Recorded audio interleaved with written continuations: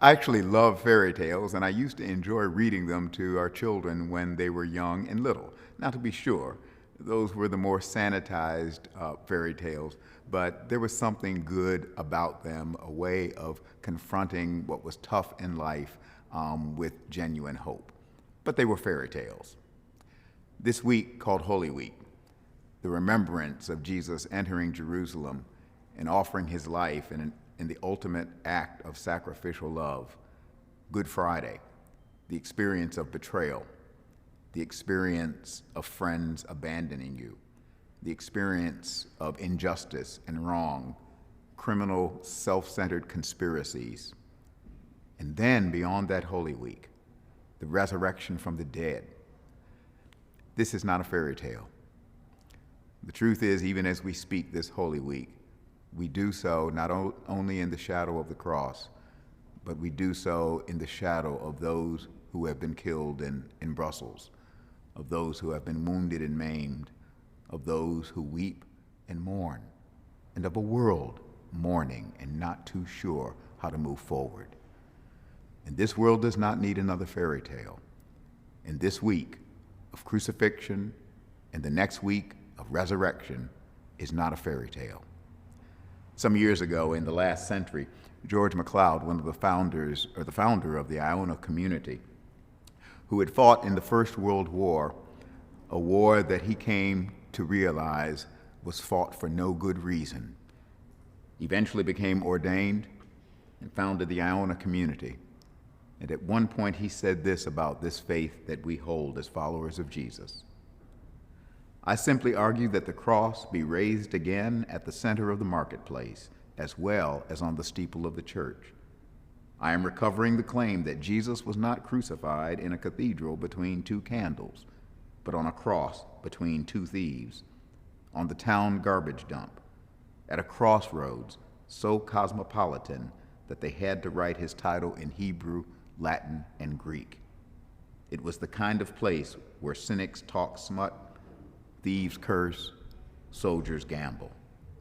That's where he died.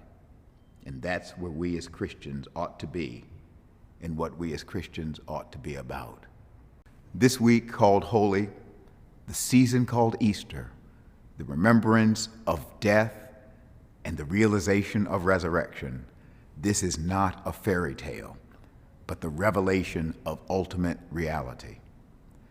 Now, the truth is, it's easy to dismiss or discount, whether by conscious conviction or by unconscious resignation, to dismiss this as naive, nice, but naive.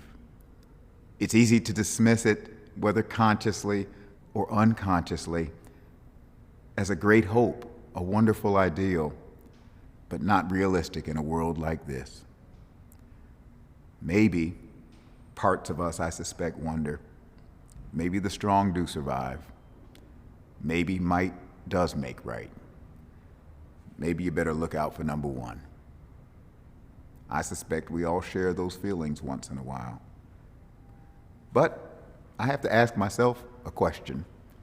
It's not my question. It's Dr. Phil's. How's that working out for you? How's that working out for the world? The truth is, the way the world very often operates is not working out. It's not sustainable. It's not the way to life. Jesus has shown us the way. He has shown us that unselfish, sacrificial love, love of God, and love of the other is the way to life.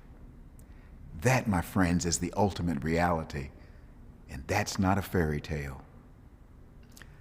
When Jesus was executed, he was tried and convicted of crimes he never committed. He willingly gave his life, not for himself, but for others. And in so doing, he showed us what love looks like. That's what we call the way of the cross. And that way is the way of life and hope. And when he died, his closest followers feared that maybe the strong do survive. Maybe might does make right. And maybe we better look out for number one, because maybe the world has won. But 3 days later, something happened. Unexpected, undreamed of, unheralded. 3 days later, their world turned upside down, which is right side up. God raised him from the dead. And you could almost hear God thundering forth in that resurrection.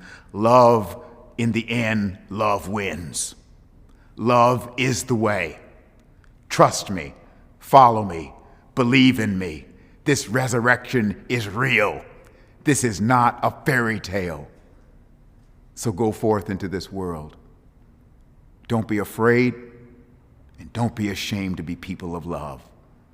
And go forth into this world and help us to change it from the nightmare it often is into the dream that God intends. A blessed Holy Week, a blessed Easter, and go forth into the world. Amen.